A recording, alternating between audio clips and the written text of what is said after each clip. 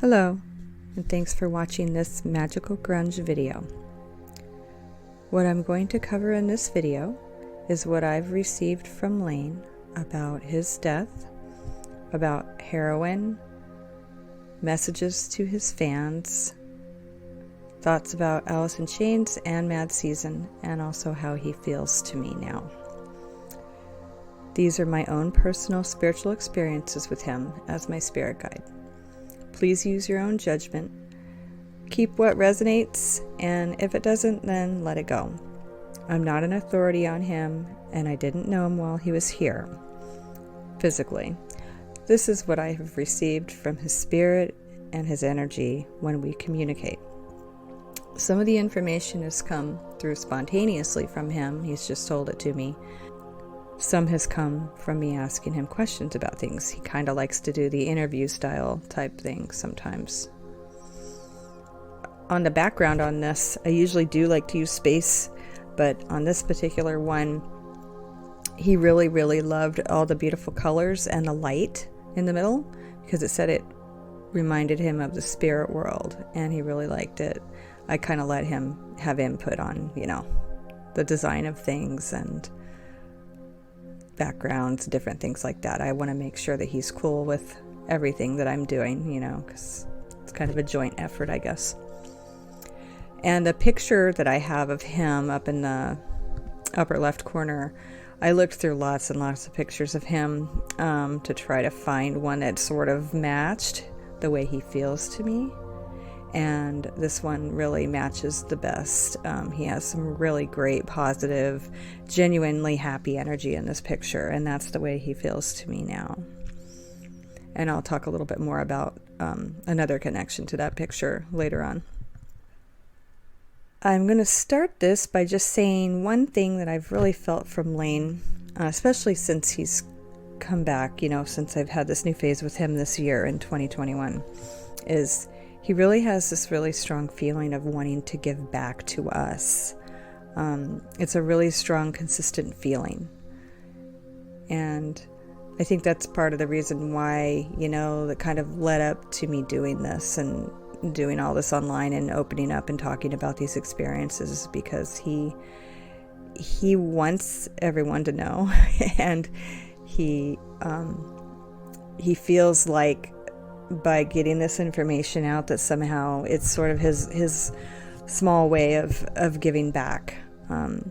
He knows, that a lot of people went through somehow, due to everything and his addiction and everything that happened. And he wants to reach out and make up for that in even some small way, I do get from him that he feels a lot of remorse, for what people had to go through because of everything happening with him, and he's really truly sorry for that.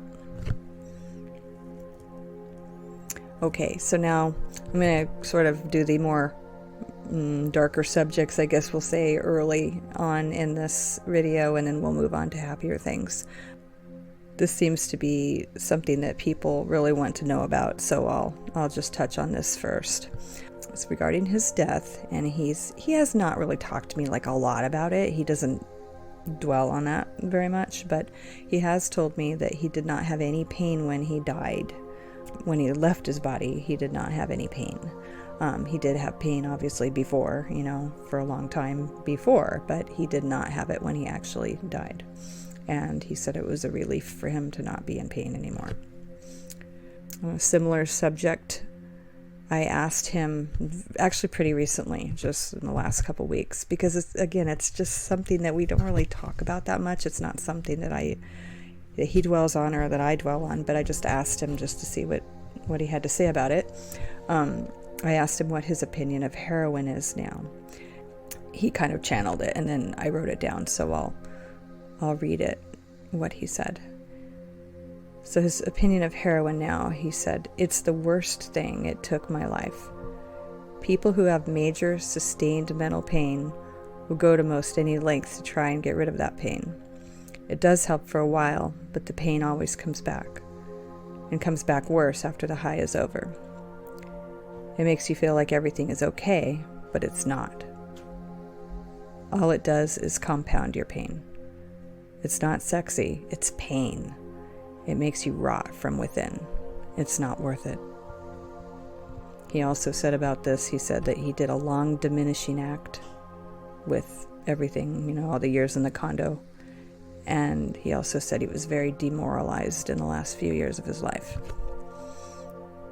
This is him talking about just his own demeanor or, his own personality. But he said to me one time recently, he said that he was like the princess in the Princess and the Pea story, but he was a guy. He said he was super sensitive to everything, just like she was. And he just wanted to have peace, inner peace and outer peace. And the reason that he used and abused all the substances that he did is because they brought him, some form of, a medicated form of inner peace, which is why probably most people, turn to substances, is because they're just trying to numb the pain. Okay, now this subject is how he feels to me. So this is about how Layne feels to me, like what his energy feels like when I communicate with him. And it's changed, over the years, but now he feels very happy, bubbly, and excited often. It's kind of like visual representation would be little carbonation bubbles, moving very fast, like going, like if you have a thing full of beer and then you kind of tap it on the table and all those bubbles go up really fast. That's kind of what he feels like to me. He's also saying, so going back to that picture that's on this video, he says he was happiest in his life. His happiest time was during the late 80s, during the early Alice in Chains days, before they, really blew up and got popular. And I think that picture, I don't know for sure, but I think that picture is from that time. He says that his energy level and mood now is similar to those years. He's, feeling, for the most part, he feels happy, energetic, bouncy, enthusiastic, and excited. That's how he presents himself in the spirit world. He says the sedated, slow, tired phase that he went through with the heroin, it wasn't really him. His true self was much lighter and happier than that. Okay, and moving on to some things that he has wanted to get through regarding kind of the continuing theme of what was even going on before he died with the media and stuff and YouTube and everything, the internet. So he says that he has let go of the majority of the darkness that he went through. He says that we need to do that too, please, on his behalf. When and this is just me saying this, but when you do a search of his name on YouTube, the most popular video with the most views, what the video is, what the final year of his life was really like. It's a kind of a continuation of the same type of theme in the media that was going on, that he would speak out against before he died, where they were also fixated on him, being a heroin addict and everything. And now it's like not so much the same media, but the YouTube and internet media is very fixated on all his darkest days. And he calls it disaster porn. So this is what he said about that. A while back, he channeled this to me about this subject. He said, "Too many are still romanticizing my death. Then he shows me the swamp of sadness from the never-ending story. He shows an aerial view of it, like from a drone. And I see him placing orange cones around the whole perimeter of the swamp of sadness. And he says, 'Don't go here.' Yes, I was the horse Artax in the swamp of sadness, and it sucked. That doesn't mean people should go in there voluntarily in their minds trying to relive it. They want to identify with me. I get that. It's not the way to do it. There was nothing remotely romantic about it. So yeah, I think that's a big thing. He kind of wanted to sort of get off his chest about that, because he knows. I mean, people do talk in the positive about him. He knows that, but he's still kind of saddened, I think, to see that there's still so much fixation on the worst part of his life, like the worst part, that everyone is so obsessed with that and everything. And he just really is, like I said, he's kind of saddened by that. So now we're going to shift gears away from that, and now we're going to shift over to some more positive type stuff. Okay, so I asked him one time, I said, if you could kind of distill your experience of when you died, like what it was like, what happened to you, like what you experienced after you went into the spirit world, like what would you say? And he said the coolest thing. He said, I died and I became love. And I was like, wow, that was like such a beautiful thing to say. It is a beautiful way to put it in such a short little sentence. So I just thought that was so neat. Okay, so I asked him, what did he learn from his life review when he went to the spirit world? Now, the life review is something that a lot of near-death experience people that have those experiences, they report, and they say that they had a life review, and they sort of, review their whole life and sort of see what they did right and what they did wrong, and that nobody judges them really, it's just they judge themselves. So I asked him about that, and he said, this is what he said about that. He said, there were things I could have done differently. I kept things to myself, and I wouldn't let people in. I didn't realize how many people really, really loved me. I was really into punishing myself for everything. I blamed myself for everything, over and over again in an endless pattern. And as he told me that, I saw him in my mind, and he was showing me, he was like punching himself in the face every time he said everything. And then he said, no one corrupted me. I corrupted myself. And I asked him, how has being in the spirit world changed you? He said, I am different now. I'm not as mad at myself as I used to be. I feel more love now. A lot more love. I love myself more now. I've realized my mistakes, and I'm trying to make amends. He loves us all so much, and he wants us all to be happy and live our best lives possible. I don't want to hold anyone back. Please don't be so sad about me anymore. I am okay. Don't make yourselves miserable over me. That's the last thing I want. I am better and happy now. I want people to know that. Let what happened be in the past. Please let it go. That's not who I am anymore, and it's not who I'll ever be again. He also adds, if you have people who truly love you in your life, don't turn your back on them. Love is really precious, and we shouldn't squander it. And then we have a little message from him that he wrote from him. It's kind of like directly to you guys. So he said, since I died, there's been a huge outpouring of support and love sent in my direction. I want you to know it's been received. It makes me very happy to know you all still care, and I love you all for it. I want you to know I'm doing okay and everything is fine where I am now. It seems like I've been away and lost, but now I finally found myself again.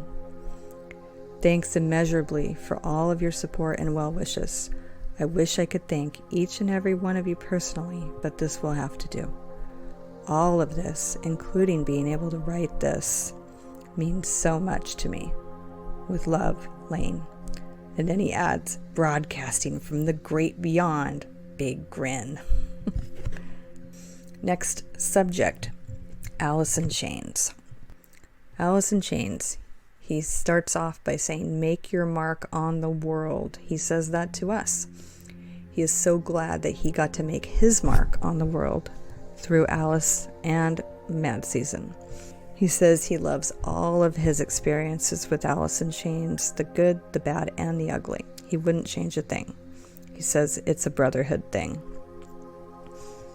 He's glad that Jerry kept the band going, and he loves William Duvall. William is very good for Jerry and the band because he's spiritual and he's helped them a lot, and he's helped Jerry a lot. He's also very happy that younger generations have gotten to experience the band and their music, and he says that's what it's all about. And then he starts pretending to do the hokey pokey. He's really, really proud of Alice in Chains and everything they accomplished, considering their humble beginnings. He loves everyone in the band and says that he was with them in spirit every night that they played. Also, he really wants to acknowledge everyone and anyone who had supporting roles in helping Alice in Chains as a band over the years. He says that there's so many smaller players that are behind the scenes, and they're the unsung heroes. They never get the recognition that they deserve, so he wants to acknowledge them and give them a high five. And he says, thanks for supporting us, he says with a really big smile. And he's talking about everyone, like the roadies, the people who worked at the arenas, all the different places that they played, everyone, all the little people that he, that might just be overlooked. He just wants to give a shout out to everyone who ever supported them. Okay, so now another thing that came through, I made an Instagram post about this a while back, but I'm just going to add it in because it's cute.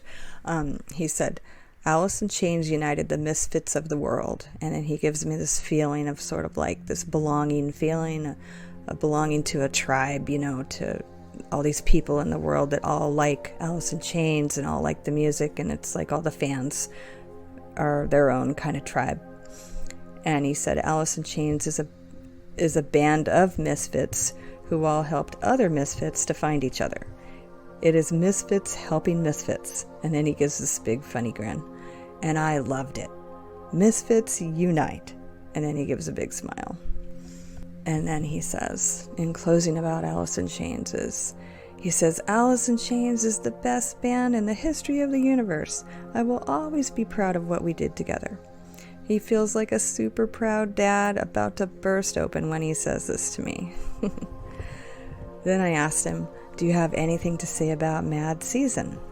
And this is what he said about Mad Season. He said, I'm so glad I had the opportunity to do it. I looked up to those guys. I loved them. I wish we could have worked together more. I just didn't have it in me. I want to thank them for being willing to work with me. It was a great and happy experience for me, and it's something I'll never forget.